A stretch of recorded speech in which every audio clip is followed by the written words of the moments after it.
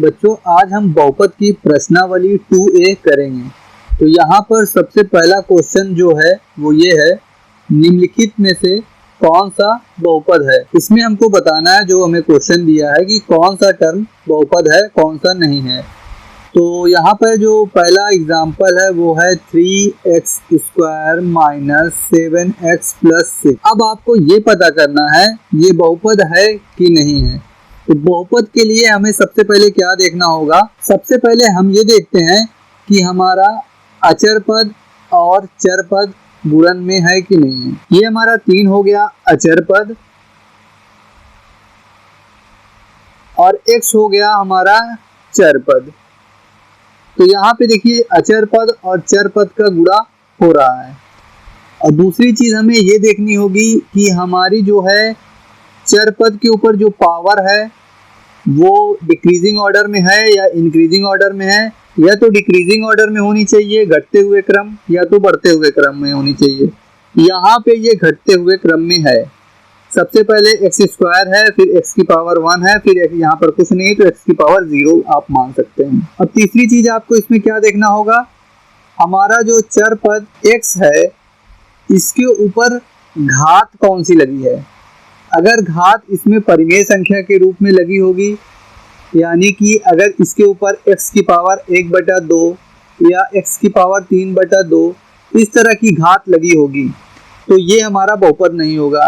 दूसरी चीज, अगर हमारा चर पद अंडर रूट के अंदर होगा तब भी ये हमारा बहुपद नहीं होगा। तीसरी चीज, हमारा अगर चर पद की पावर माइनस में होगी तब भी हमारा बहुपद नहीं होगा। और चौथी चीज, हमारा चर पद अगर 1/x के रूप में होगा तब भी हमारा यहाँ पे ये बहुपद नहीं होगा। तो जो पहला क्वेश्चन है यहाँ पे आप देखिए, हमारा ये चारों कंडीशन जो है 1, 2, 3, 4, ये चारों कंडीशन हमारे इस पहले क्वेश्चन में नहीं आ रही है, इसलिए हमारा ये बहुपद है।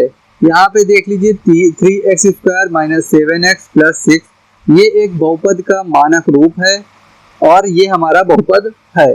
अब दूसरा क्वेश्चन हम ये देखते हैं अपना, x square minus under root 3x plus 4। अब बताना है आपको ये बहुपद है कि नहीं है। तो यहाँ पे देख लीजिए, हमारा x स्क्वायर माइनस 3 ये अंडर रूट के बाहर नहीं है, सिर्फ अंडर रूट 3 के ऊपर लगा है। x हमारा बाहर है अंडर रूट के, अंडर रूट x पे नहीं लगा है। तो ये बहुपद का मानक रूप लिखा हुआ है, इसलिए ये भी हमारा बहुपद है।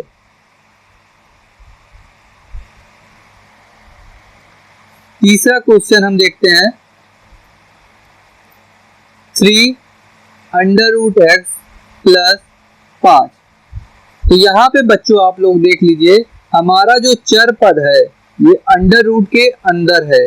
और मैंने आपको क्या बताया था कि हमारा चर पद बहुपद होने के लिए न तो अंडर रूट में होना चाहिए, न तो उसके ऊपर पावर परिमेय संख्या के रूप में होनी चाहिए यानी बटे में होनी चाहिए, और न ये चर पद खुद बटे में होना चाहिए। तो यहाँ पर चर पद हमारा अंडर रूट के अंदर आ रहा है, इसलिए ये बहुपद नहीं है। और चौथा क्वेश्चन हम देखते हैं यहाँ पे, a प्लस 5a प्लस 6। यहाँ पर आप लोग बच्चों देखिए कि हमारा जो चर पद है यानी ये a, हमारा चर पद बटे के रूप में नीचे आ रहा है। और मैंने आपको क्या बताया था कि अगर चर पद बटे में आ जाए तब भी कोई भी पद जो लिखा है वो बहुपद नहीं होगा, और इसलिए ये भी बहुपद नहीं है। अब बच्चों हम अपनी प्रश्नावली का दूसरा क्वेश्चन देखते हैं। इसमें कह रहा है कि निम्नलिखित बहुपदों में प्रत्येक की घात ज्ञात कीजिए। तो सबसे पहले हम अपना क्वेश्चन लिख लेते हैं, 5x square minus 2x plus 1। घात निकालने के लिए मैंने आपको क्या बताया था कि जो आपका चर पद है उसके ऊपर जो घात, सबसे बड़ी घात जो लगी होगी वही आपकी उस बहुपद की घात होगी। तो यहाँ पर चर पद देखिए x है और x की सबसे बड़ी घात क्या है 2। तो हमारा इस क्वेश्चन का आ जाएगा इस बहुपद की घात 2 है। इसी तरीके से हम अपना दूसरा क्वेश्चन लिखते हैं 1 माइनस 5t प्लस t की पावर 4। अब ये देखिए ये बहुपद जो है इसमें चर पद t की फॉर्म में है, ये t चर का बहुपद है। तो यहाँ पर t की सबसे बड़ी घात कौन सी है? t की सबसे बड़ी घात यहाँ पे 4 है। तो इस बहुपद की घात, इस बहुपद की घात 4 है। ये इस क्वेश्चन का आंसर हो जाएगा। अब हमारा तीसरा क्वेश्चन है, यहाँ पे लिखा है सिर्फ 7। यहाँ पे कोई चर पद तो नहीं लिखा है, लेकिन अगर हम चर पद लिखना चाहें तो यहाँ पर गुणे x की पावर 0 लिख सकते हैं। लेकिन हम ये बोल सकते हैं x की घात, चर पद की घात यहाँ पे 0 है, तो इसलिए यह शून्य घात का बहुपद है। या इसे हम लिख सकते हैं इसकी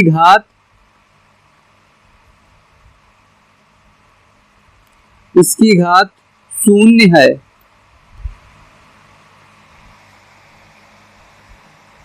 और चौथा क्वेश्चन हम यहाँ पर देखते हैं x की घात 4 माइनस 3x की पावर 6 प्लस 2। तो यहाँ पे जो हमारा चर पद है x, उसकी सबसे बड़ी घात क्या है? सबसे बड़ी घात हमें चर पद की यहाँ पे देखने को मिल रही है 6। तो इसलिए इसकी घात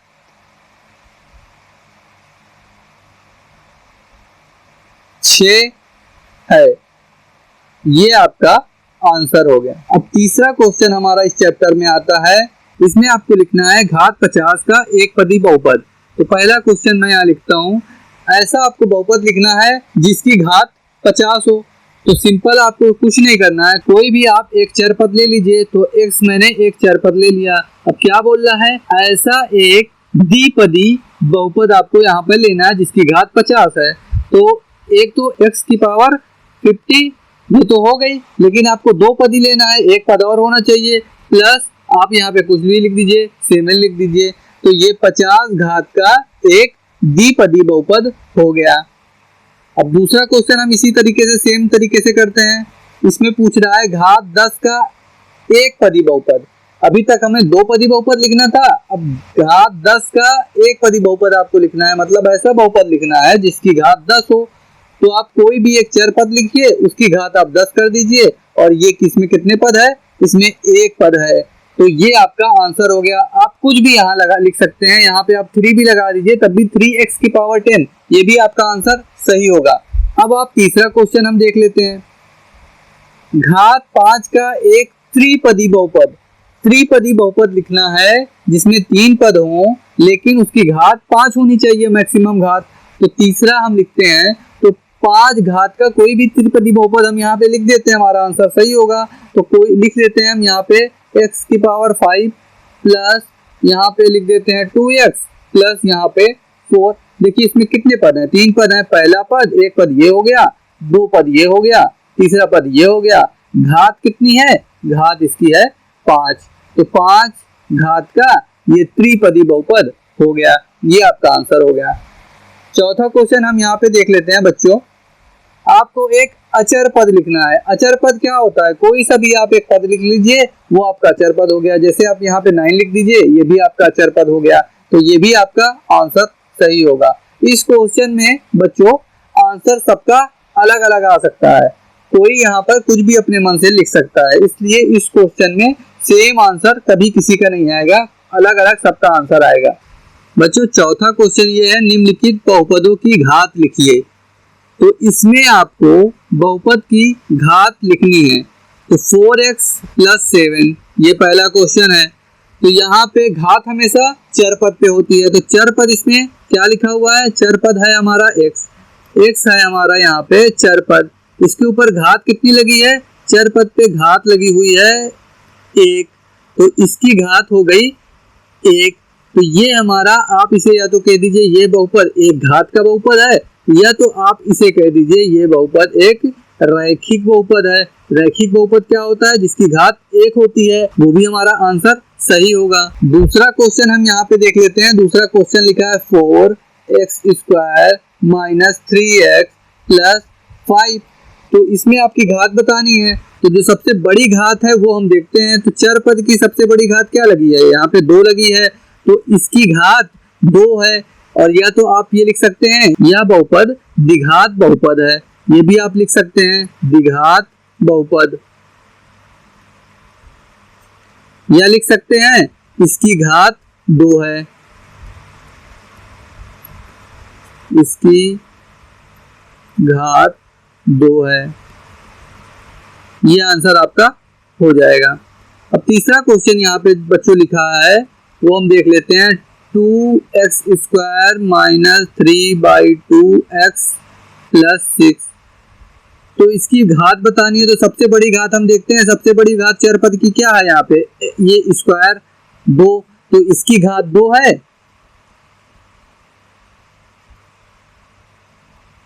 इसकी घात 2 है, या आप लिख सकते हैं, या आप लिख सकते हैं ये द्विघात बहुपद है।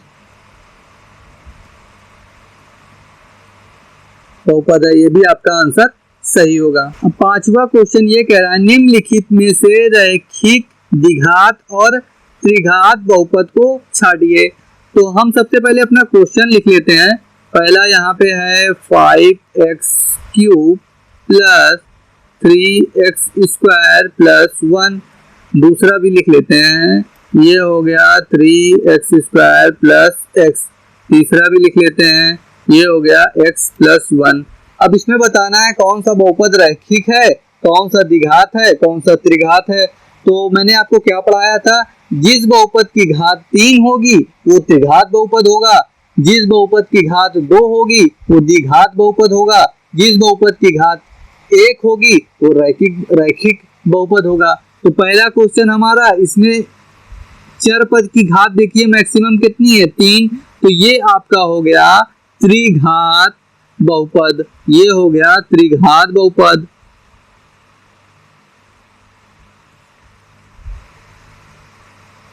इस क्वेश्चन में देखिए हमारे चर पद x की घात मैक्सिमम 2 है, तो ये हमारा हो गया द्विघात बहुपद।